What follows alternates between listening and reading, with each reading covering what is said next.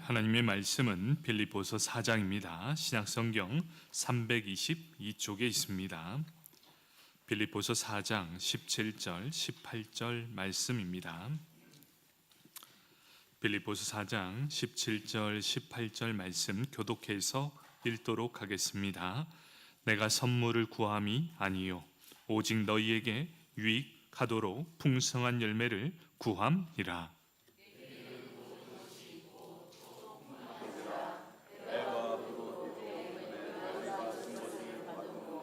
내가 풍족하니 이는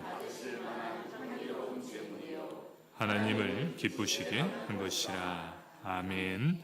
성가대에 찬양이 있겠습니다.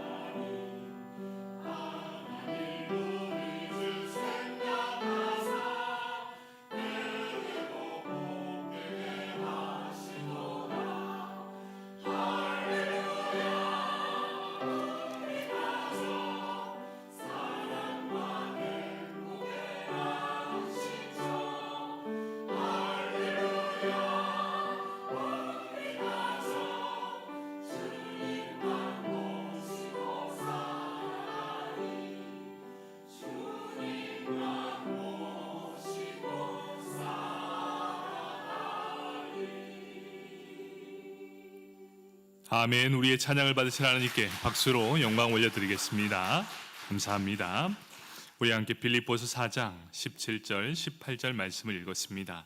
나는 무엇을 준비하고 있는가? 라는 제목을 가지고 함께 은혜를 나누도록 하겠습니다. 우리 말씀을 듣기 전 옆 사람 바라보면서 인사하겠습니다. 새해 복 많이 받으십시오.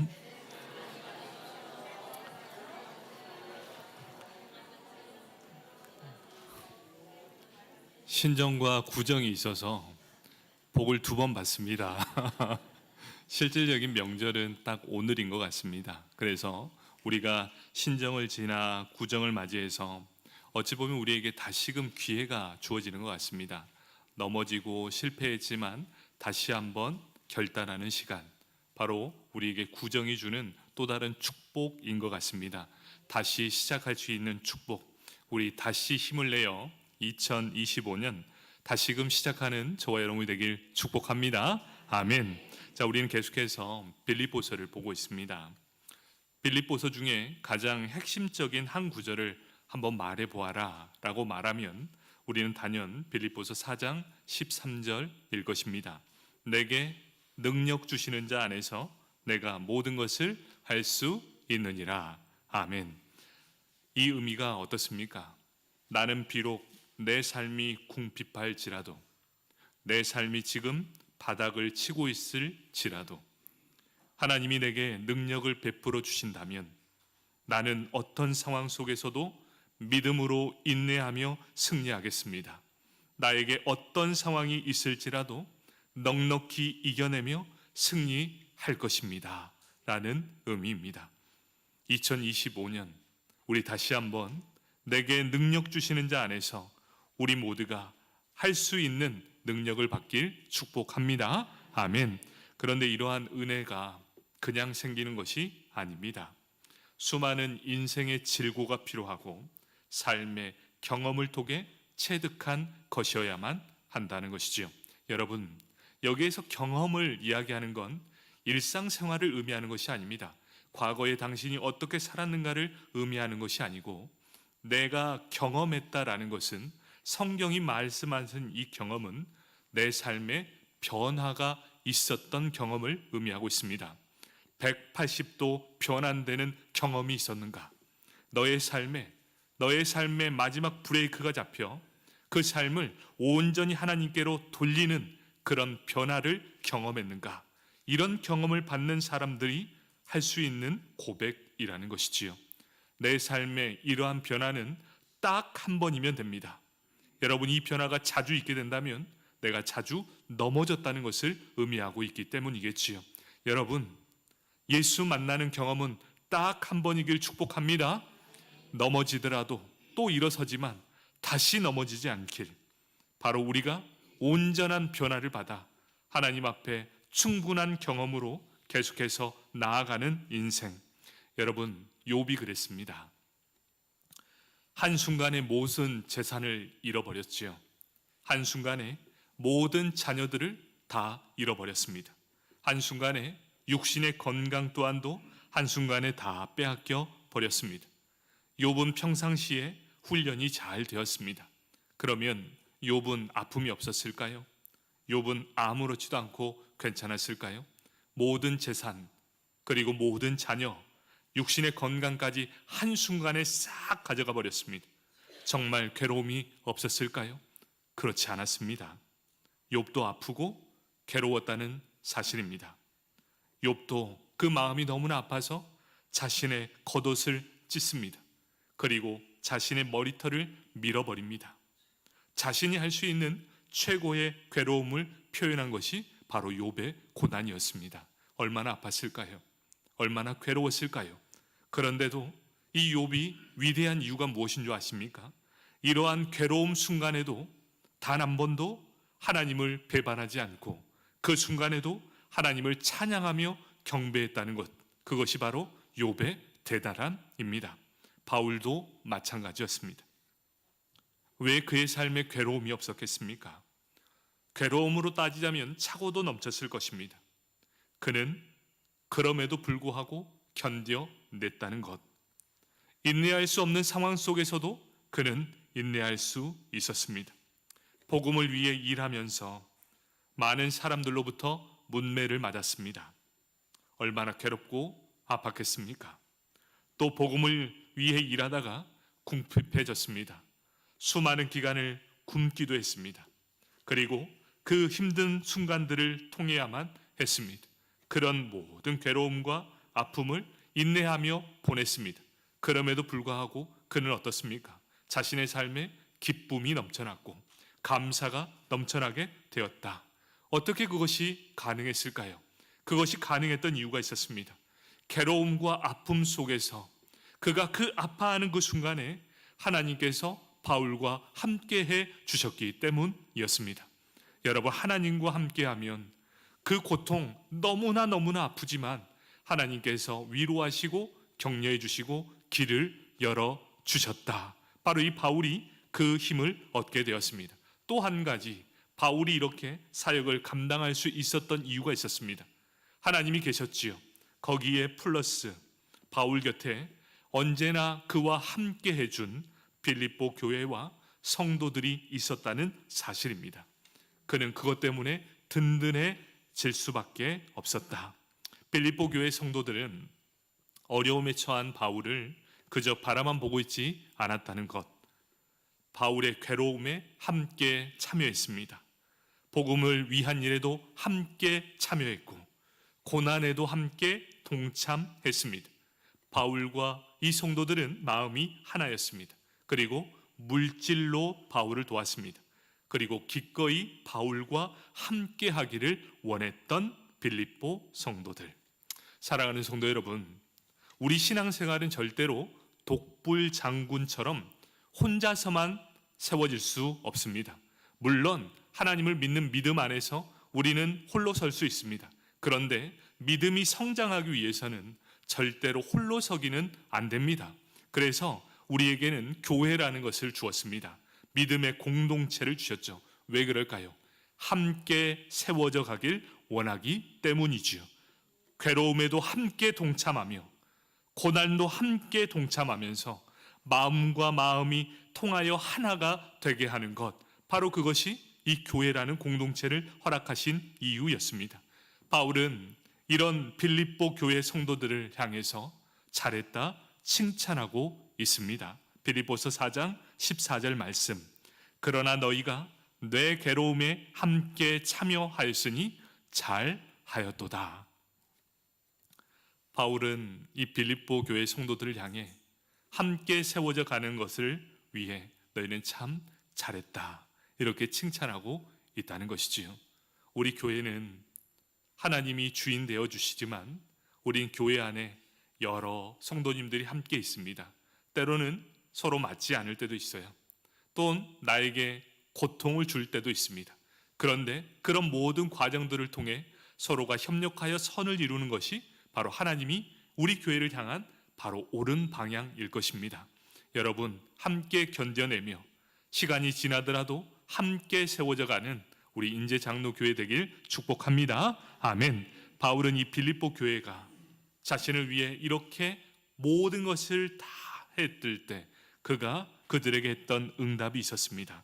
오늘은 그 첫 번째를 살펴보려고 합니다. 그 첫 번째는 바울의 관심이 그들에게 있었다는 것입니다. 빌립보서 4장 17절 말씀입니다. 내가 선물을 구함이 아니요 오직 너희에게 유익하도록 풍성한 열매를 구함이라, 이렇게 말씀합니다. 바울의 관심이 어디 있었습니까? 선물을 받았던 것에 있지 않았습니다. 이 말의 의미는 이렇습니다. 빌립보 교회는 다른 교회와 달리 바울이 쓸 것을 꾸준히 그리고 넉넉히 보내준 유일한 교회였습니다. 그런데 바울은 어디에 관심이 있나, 이 물질 자체에 있는 것이 아니었습니다. 바울의 관심은 빌립보 교회 성도들과 그의 삶에 풍성한 열매가 맺히기를 간절히 원하고 있었다는 사실입니다. 빌립보 교회 성도들이 심은 것은 물질이었는데 그를 통해 바울은 영적인 열매가 풍성해지기를 간절히 원하고 있었다.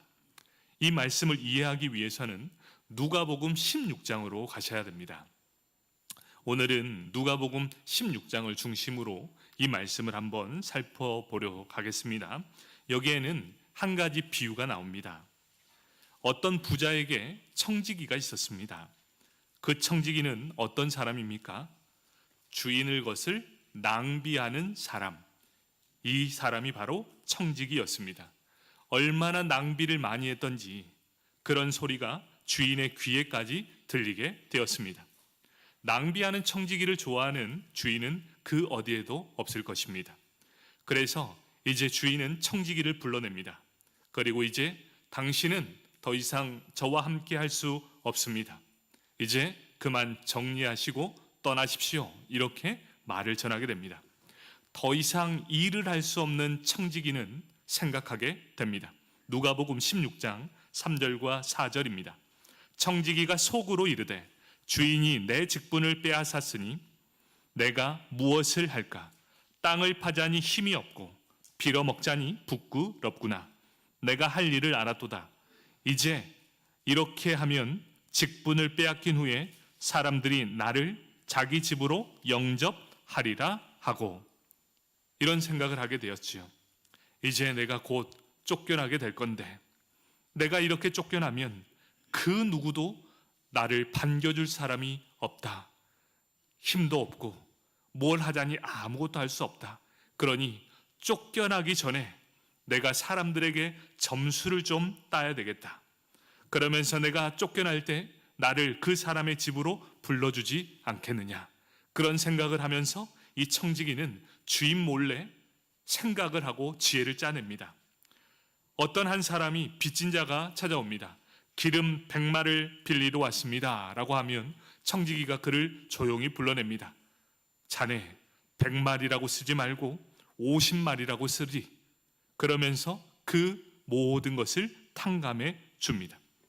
여러분, 만약 여러분이 주인이고 이 청지기가 여러분을 모르게 이렇게 했다면 여러분은 이 청지기를 어떻게 바라볼 수 있겠습니까? 참 배신감 들지 않겠습니까? 이런 상황 속에 자신의 것을 자기 마음대로 하는 이 청지기, 참으로 나쁜 사람입니다. 그런데 이 비유를 통해 예수님이 하고자 했던 일이 있었습니다. 누가복음 16장 8절에 보니 이렇게 말합니다. 주인이 이 옳지 않는 청지기가 이를 지혜 있게 하였으므로 칭찬하였으니 이 세대의 아들들이 자기 시대에 있어서는 빛의 아들들보다 더 지혜로움이니이다. 이렇게 말씀합니다. 이 청지기에 대해서 분명히 무엇이랍니까? 옳지 않는 청지기라고 분명하게 말합니다. 그러면서 이 옳지 않은 청지기를 칭찬할 만한 것이 있다라고 말하죠. 그 칭찬이 무엇입니까? 일하는 데 있어서는 지혜롭게 대처했다. 이렇게 말씀하고 있습니다. 도무지 이게 무슨 말입니까? 참으로 나쁜 청지기인데 그는 이 모든 일을 지혜 있게 대처했다. 여기에서 두 세대를 말씀하고 있습니다. 이 두 세대가 누구냐면 이 세대의 아들들 그리고 빛의 아들들, 이 두 세대를 말씀하고 있습니다. 여기에서 이 세대의 아들은 누구입니까? 예수를 믿지 않는 세상 사람들, 이 사람들이 이 세대의 사람들입니다. 빛의 아들들은 누굽니까? 예수를 믿는 성도들을 의미하고 있습니다. 불의한 청지기가 이 성도보다도 더 지혜롭게 행동했다라는 것이 이 말씀입니다. 왜 그렇단 말입니까? 행동 자체는 참으로 옳지 않았습니다. 그런데 그가 칭찬을 받았던 이유가 있죠. 그것은 무엇이냐? 그들이 자신의 미래를 준비하기 위해 지혜롭게 행동했다는 사실입니다. 그는 앞으로 내가 그만두게 될 때 어떻게 살아가야 될지 몰라서 지혜 있게 준비하는 그 모습을 보여주고 있다는 사실이죠. 그러면서 하는 말씀이 누가복음 16장 9절 말씀입니다. 내가 너희에게 말하노니 불의의 재물로 친구를 사귀라. 그리하면 그 재물이 없어질 때에 그들이 너희를 영주할 처소로 영접하리라. 이렇게 말씀합니다. 불의의 재물이 무엇입니까? 이 세대의 아들들, 세상 사람들이 이 땅에서 미래를 위해 준비하는 재물들입니다. 여기에서 이 의미하는 그것이 무엇입니까? 이 땅에서 잘 살기 위해, 내일을 준비하기 위해 이 땅에서 불의의 재물을 모으기 위해 그토록 열심히 일하고 있다. 이 땅에서 부자가 되려면 어떻게 해야 되는 줄 아십니까? 여러분, 이 땅에서 부자가 되고 싶으죠. 그러면 부자가 되기 위해서는 부자가 되는 경로가 있답니다. 저도 처음 알았습니다. 부자가 되려면 부자가 되는 경로가 있답니다. 그래서 만약 이 경로를 걸어가는데 방해가 되는 요소가 있다면 다 버려내는 것, 그것이 첫 번째랍니다. 이 세상에서 부자가 되려면 부자가 되는 경로를 걸어야 하는데 그 경로에 방해가 되는 모든 것들을 다 포기해야 합니다. 내가 부자가 되려고 하는 그 기간 동안에는 각별한 고통이 따른답니다. 어떤 고통입니까? 포기하는 고통입니다. 뭘 포기해야 됩니까? 첫 번째는 내 소비를 다 포기해야 된답니다. 한 푼도 쓰지 말고 전액 소비를 없애고 온전히 집중한답니다. 그리고 여러분의 여가 시간, 내가 할 수 있는 모든 시간을 다 포기해야 한답니다. 그리고 또 하나 중요한 것, 아주 본질적인 친구, 가정도 다 포기해야 됩니다. 인간관계도 다 포기하고 올인해야 한다고 합니다. 그리고 우리가 요즘 흔히 얘기하는 워라벨이라고 합니다. 이 워라벨이 뭡니까? 일과 삶의 균형을 이루어서 행복한 삶을 사는 게 워라벨이라고 합니다. 그런데 일과 삶의 균형을 다 깨뜨리고 일에 온전히 올인해야만 한답니다. 내 삶에 대한 모든 것들을 포기해야만 부자가 될 수 있는 가능성이 조금 열린답니다. 그런데 우리는 착각합니다. 이것도 하고 저것도 하면 성공할 수 있을 거라고 하는데, 분명하게 부자가 나와서 하는 말이 어느 것 하나 두 개를 다 가지고 있으면 그 사람은 절대로 부자가 될 수 없다라고 분명하게 말하고 있지요. 부자들도 사람이 부자가 되기 위해, 재물을 쌓기 위해 견고하고 규모 있는 삶을 준비합니다. 또 계획성 있게 자신이 포기할 수 있는 모든 부분을 다 포기해야 이 땅의 미래를 준비할 수 있다라고 이 세상의 아들들은 이야기합니다. 지금 예수님의 의도가 느껴지십니까? 예수님의 의도는 적어도 이 세대의 아들들이 이 땅에서 자신의 미래를 위해 불의한 재물을 쌓기 위해 수많은 것들을 포기하며 자신을 위해 최선의 것들을 모으고 있다.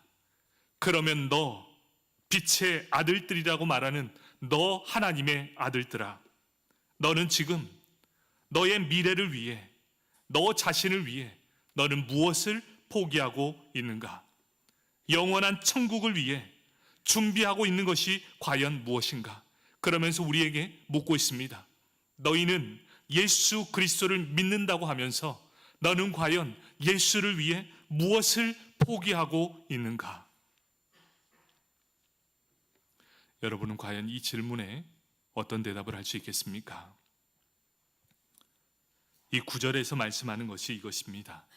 영원한 처소, 영주할 처소를 준비해야 하는 것, 이것은 빛의 아들들이 단지 이 땅에서 너희 먹고 살 것만을 준비하는 것이 아니라 이 세대의 아들들처럼 미래를 위해 준비하고 곧 영원을 준비하며 살아야 함을 말씀하고 있는 것이지요.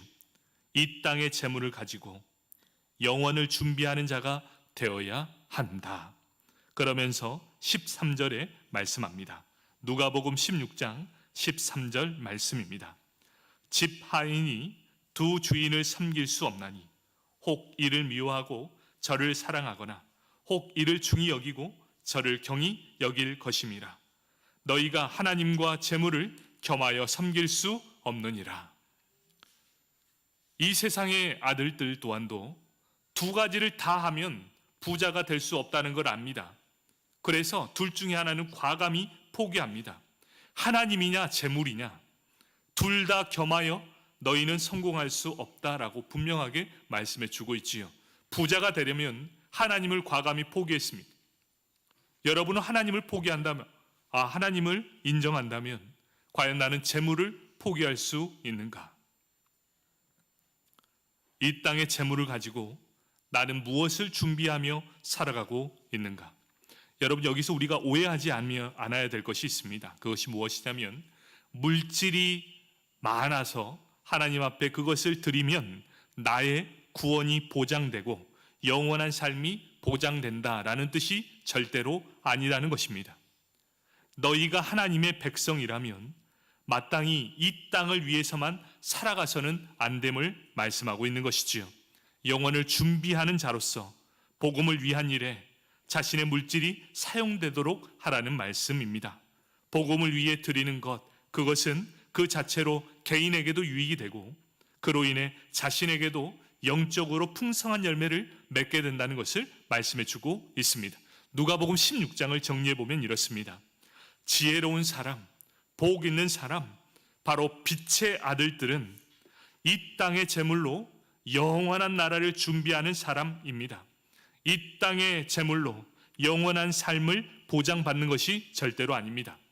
영원한 삶을 보장받는 자로서 그러한 삶의 열매를 이 땅에서 맺는 것, 그것이 필요하다는 것이지요. 이 땅에서 하나님의 물질적 축복을 가득 받으시길 축복합니다. 하지만 그 물질을 나를 위해서만 쓰지 마시고 주의 나라와 하나님의 나라를 위해 쓰시는 저와 여러분이 되길 축복합니다. 아멘. 다시 빌립보서로 돌아오면 이렇습니다. 빌립보 교회와 성도들이 바로 그런 일을 했다는 것이지요. 이들이 바울을 섬겼던 것은 단순히 물질로만 도운 것이 아니었습니다. 하나님 앞에 자신의 물질을 전심을 다해 드렸습니다. 온전히 하나님을 위해 섬겼던 마음이겠지요. 바로 이 물질을 드릴 때 어떤 자세로 드렸는가가 참으로 중요합니다. 바로 주님께 드렸듯이 드렸다는 것입니다. 복음을 위해 드렸습니다. 율법의 실천에 따라 드린 것이었습니다. 여러분, 과부의 2렙돈을 기억하십니까? 과부가 드렸던 것은 딱 2렙돈이었습니다. 그런데 예수님은 그 2렙돈을 보며 무엇이라고 말했습니까? 그 물질이 이 세상 무엇보다도 가장 많이 드렸다라고 말씀합니다. 왜 그렇지요? 그 2렙돈은 그 과부의 전 재산이었기 때문입니다. 하나님이 원하시는 것이 물질의 양일까요? 하나님이 원하시는 것은 우리의 마음이었습니다. 우리의 마음을 받아주시는 하나님께서 우리에게 요청하고 있는 것이지요. 그런 삶은 우리에게 유익이 될 뿐만 아니라 풍성한 열매가 바로 확인되는 자다, 이렇게 말씀하고 있습니다. 사도행전 20장 35절 말씀입니다. 범사에 여러분에게 모범을 보여준 바 같이 수고하고 약한 사람들을 돕고 또 주 예수께서 친히 말씀하신 바 주는 것이 받는 것보다 복이 있다 하심을 기억하여야 할지니라. 아멘. 여러분, 주는 것이 받는 것보다 훨씬 더 유익이 있습니다. 예수를 믿는 사람 중에 누가 가장 행복한 사람인 줄 아십니까? 주는 것을 즐겨하는 사람, 기쁨으로 함께 나누는 사람이 가장 행복한 사람들입니다. 그런 사람 주위에는 사람들이 넘쳐납니다. 그리고 그런 사람 곁에는 늘 행복이, 기쁨이 넘쳐나게 된다는 것이지요. 여러분, 많이 드리라는 것도 아닙니다. 여러분의 있는 것을 함께 나눈다는 것, 그것이 훨씬 기쁨이 된다는 것이겠지요. 말씀을 정리하도록 하겠습니다. 불의한 청지기가 칭찬을 받았던 이유가 무엇입니까? 이 땅에서 자신의 미래를 철저하게 준비했던 그 행동을 바라보며 칭찬해 주셨다는 것입니다. 세상 사람들도 자신의 미래를 준비하기 위해서 얼마나 악착같이 살아가는지 모릅니다. 여러분, 세상 사람들 중에 돈에 집중해서 사람들은 악착같습니다. 하루에 몇 번의 아르바이트를 하는지 모릅니다. 얼마나 많은 것들을 포기하는지 모릅니다. 그런데 하나님은 그 사람들을 칭찬합니다. 왜 칭찬합니까? 이 미래, 자신의 미래를 위해 준비하는 그 행동이 얼마나 귀한가, 그것을 칭찬하고 있다는 것입니다. 여러분, 우리는 빛의 자녀들입니다. 하나님의 자녀, 예수를 믿는 하나님의 자녀들입니다. 여러분은 미래를 위해 무엇을 준비하고 있으십니까? 하나님의 나라, 영원한 처소를 위해 과연 여러분들은 무엇을 준비하고 있습니까? 빛의 자녀가 세상 사람들처럼 불의의 재산을 모아가며 그들을 따라가며 살아가고 있지는 않습니까? 그렇게 자꾸만 세상 사람들로부터 지탄을 받고 있습니다. 자꾸만 빛의 자녀가 세상 사람들처럼 물질을 따라가고 있고 그들을 위해 그들보다 더한 일을 서슴없이 행하는 이 모습을 보여주고 있다는 것이지요. 오늘 이 말씀을 통해 다시 한번 우리 결단의 시간을 갖기를 원합니다. 우리 빛의 자녀로서 영원한 하나님의 나라를 준비하는 믿음의 발걸음이 시작되길 원합니다. 여러분, 절대 이것이 물질을 원하는 거 아닙니다. 하나님이 기뻐하시는 일이 과연 무엇인가? 저는 그것이 예배의 기쁨을 회복하는 것, 그것을 바로 첫 번째로 삼았습니다. 우리 2025년 예배가 회복되는 이 교회가 되길 축복합니다. 그를 위해서 우리 52주 다시금 완주할 수 있도록 우리 힘을 내어 봅시다. 여러분, 예배를 드리기 위해 예배의 이 구원의 감격뿐만 아니라 구원의 기쁨이 먼저 회복돼야 한다. 이것이 저는 올 한 해 저의 목표입니다. 우리 모든 성도님들이 한번 52주를 완주하기 위해서 나에게 주어지는 모든 것들을 한번 포기해 보십시오. 삶의 1순위가 예배가 되길 한번 생각해 보십시오. 바로 예배가 세워진다면 그것으로부터 하나님의 기쁨이 세워지게 될 것입니다. 또 두 번째는 다른 사람을 위해 기도하는 사람이 되길 원합니다. 여러분, 우리는 함께 세워져 가는 믿음의 공동체입니다. 내 자신의 기도의 제목이 있지요. 그런데 이제 내 자신의 기도 제목뿐만 아니라 교회의 기도의 제목을 위해, 다른 사람의 기도의 제목을 위해, 아파하는 그들을 위해 함께 기도해 주시고 우리나라를 위해서 함께 기도해 보십시오. 제가 간절히 원하는 두 번째는 기도의 등불이 다시금 활활 타오르길 원합니다. 그래서 이 들불처럼 번져서 우리 인제 땅이 하나님의 품으로 돌아오고 이 강원도가 하나님 품에 돌아올 뿐만 아니라 우리나라가 다시금 하나님의 귀한 형상을 회복하며 하나님의 통치가 이루어지길 축복합니다. 우리가 말씀대로 살아가며 다짐하며 다시금 시작하는 귀한 이 구정 되길 예수님의 이름으로 축복합니다. 아멘. 기도하겠습니다.